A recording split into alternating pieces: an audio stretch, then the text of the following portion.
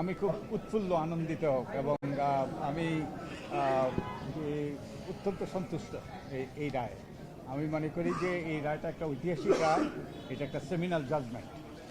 এবং এই রায়ের মাধ্যমে যে কর্তৃত্ববাদী সরকার প্রতিষ্ঠিত হয়েছিল, দুইভাবে কর্তৃত্ববাদী সরকার প্রতিষ্ঠিত হয়েছিল। একটা হলো ত্রয়োদশ সংশোধনী অর্থাৎ তত্ত্বাবধায়ক সরকার ব্যবস্থা বাতিলের মাধ্যমে যে দলীয় সরকার অধীনে নির্বাচনের ব্যবস্থা নিশ্চিত করার মাধ্যমে যে কর্তৃত্ববাদী সরকার প্রতিষ্ঠিত হয়েছিল। আরেকভাবে প্রতিষ্ঠিত হয়েছিল আপনি যেটা বলেছেন ৭ ক, যে সংবিধান সম্পর্কে কোনো রকম জনগণের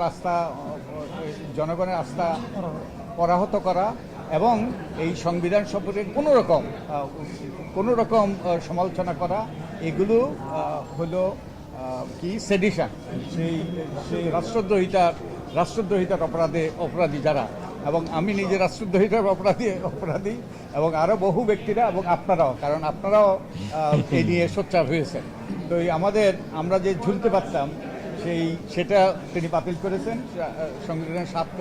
এবং শুধু তাই নয়, এটা আমি কোনোদিন দেখি নাই আদালত সুস্পষ্টভাবে আমাকে এবং এই ব্যাপারে যারা সোচ্চার ভূমিকা পালন করেছে তাদেরকে স্বীকৃতি দিয়েছে এবং ধন্যবাদ দিয়েছে এবং কৃতজ্ঞতা জ্ঞাপন করেছে। আমরা নাগরিকের পক্ষে চরম প্রতিকূল অবস্থাতেও নাগরিকের পক্ষে আমরা লড়েছি, আমরা সত্যের পক্ষে, ন্যায়ের পথে এবং আমাদের গণতান্ত্রিক ব্যবস্থাকে কার্য করার জন্য আমরা করেছি। তো আমি আনন্দিত আমার জন্য নয়, পুরো দেশবাসীর জন্য এবং আপনাদের সকলের জন্য, কারণ আপনারা ভূমিকা পালন করেছেন। গণতান্ত্রিক ব্যবস্থা ফিরে আসলো এটা বলা যাবে না।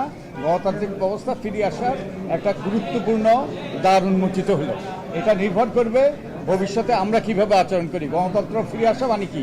একটা পরিবর্তন, গণতান্ত্রিক উত্তরণ মানে পরিবর্তন। আমরা সকলে যদি আমাদের আচরণে পরিবর্তন আনি, আমাদের রাজনীতিবিদরা যদি তাদের আচরণে পরিবর্তন আনে, আমরা যদি আমাদের করণীয় করি, তাহলে গণতন্ত্র ফিরে আসবে, আর তা না হলে ফিরে আসবে না। আর আপনাদেরকে যে জিনিসটা আমাকে সহায়তা করেছে এবং আপনারাও এই ব্যাপারে সহায়তা করেছেন, আমি যে বইটা লিখেছি, এই বইটাতে কিন্তু পুরো ইতিহাস আছে।